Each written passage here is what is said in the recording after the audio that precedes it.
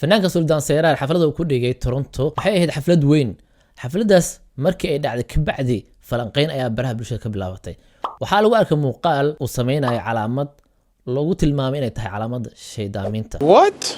sidaan ognahay calaamadaas uu muujiyay waxaa isticmaalo dadka caabuda shaydaaminta hadday noqon lahayd fanaaniinta Mareykanka kale. marka fanaankan waxaa laga yaabaa inuusan ogeyn calaamadda uu sameeyay kasna aysan ka ahayn. waxaa fiican in asaga wareysi laga qaado si uu asagana dadka u qanciyo.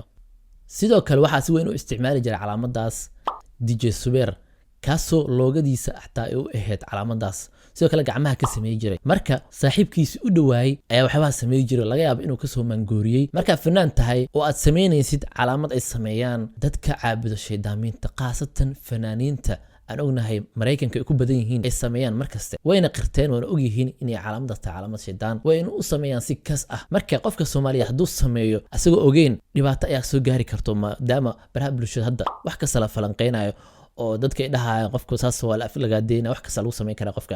marka waxaa fiican qofka inuu iska ilaaliyo waxyaabo qaar markuu ku arkana baraha bulshada inuu ka waantoobo oo iska ilaaliyo. marka fanaanka Suldaan Seyraar waxaan dhihi doonaa waxyaabaha qaar iska ilaali. fanaan Soomaaliyeed tahay shacbiyad badan aad leedahay dadkiisu ku arkin inaad ka tagtay diintaadii. Soomaalinimadaadana waa haysataa waa fiican tahay laakiin diintaada kaaga muhiimsan wax kasta.